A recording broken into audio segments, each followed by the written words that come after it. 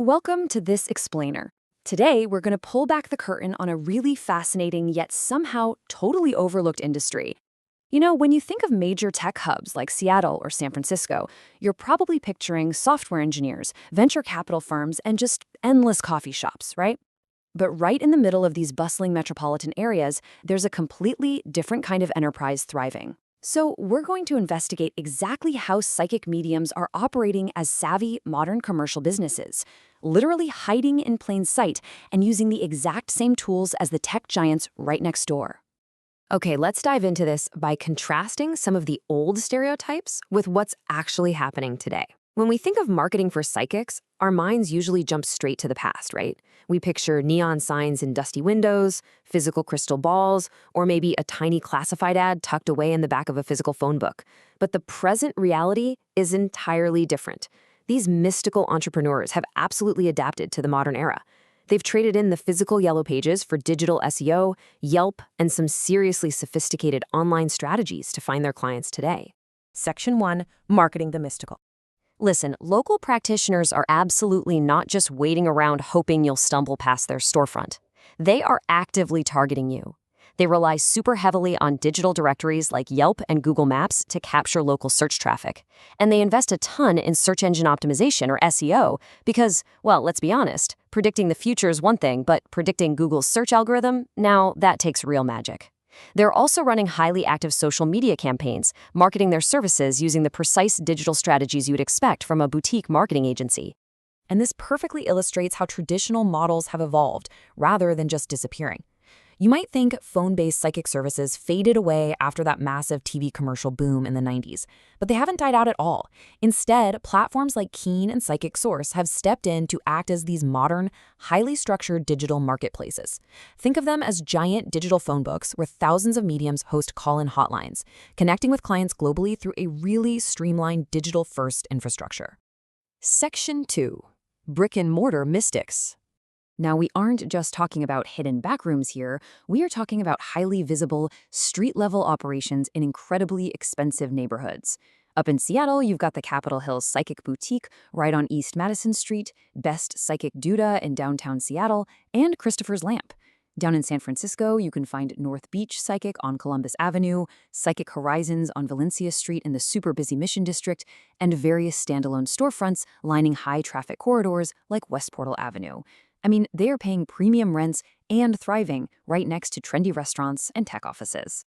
To really put their staying power into perspective, just consider Christopher's Lamp, which has operated as a physical reading space inside Seattle's iconic Pike Place Market for decades. Think about the massive foot traffic and the highly competitive nature of real estate in Pike Place Market. Some of these storefronts are incredibly well-established fixtures in their local economies. They are standing the test of time alongside traditional retail, proving for sure that this is a highly sustainable business model. Section 3. Sizing up the market. If we actually look at local listing data, it shows an impressive density of active psychic and mediumship entities operating in the immediate metro areas of both cities. We're seeing roughly 75 to 100 plus active entities serving the immediate Seattle area alone. And San Francisco features a very similar density, with approximately 80 to 120 plus practitioners and storefronts actively serving the city and the immediate Bay Area. That is a truly significant concentration of specialized commercial businesses for any single metro area. But here is the crucial point. Those numbers we just looked at, they are really just the tip of the iceberg. Getting an exact census is incredibly difficult because so many practitioners operate very quietly out of private residences or discrete office spaces, by appointment only. They run these highly successful word-of-mouth operations completely out of the public eye. So practically speaking, the true market size is likely way larger than what local Yelp or Google business directories can accurately track. So let's see how this all builds into a larger ecosystem, because the market doesn't just rely on individual practitioners working in silos. It's further supported by broader market drivers. You've got hubs like metaphysical bookshops, for instance, East West Books and Gifts in Seattle, which maintain networks of revolving in-store intuitive professionals. And on the other end of the spectrum, you have highly established independent mediums like Felix C. Lerma in San Francisco, who manage massive, dedicated private client bases. It's this fully interconnected, thriving professional network. Section 4. The 21st Century Seance. All of this brings us to a fascinating question that naturally comes up. Do mediums still perform seances? I mean, you might be wondering if the classic, spooky 19th century seance, the kind you read about in history books or see in horror movies, is still a service that people actually pay for in a modern tech hub today.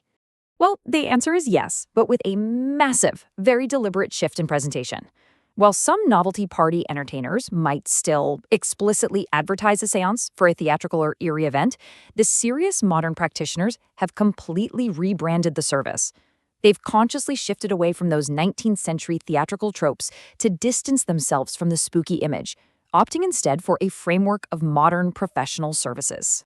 It is honestly a brilliant example of corporate rebranding at work. Today, serious practitioners usually label these events using modern, much more palatable terminology. Think group mediumship readings, gallery readings, or ancestral communication circles. These are gatherings at a storefront, a rented venue, or a private home where a medium attempts to bridge communication with the deceased from multiple audience members at once. Actually, national mediums frequently book spiritual centers or intimate venues in both Seattle and San Francisco for these ticketed, large group audience readings. It's the exact same core concept, but packaged as a polished, professional event for the 21st century consumer. Which leaves us with this final, provocative question. Who is the quietest, most successful entrepreneur in your neighborhood? We've seen how these practitioners utilize SEO, book premium real estate, and completely rebrand centuries-old practices for today's market. So the next time you walk down a high-traffic city corridor, take a closer look. You might just be walking right past a thriving, modern mystical enterprise hiding in plain sight.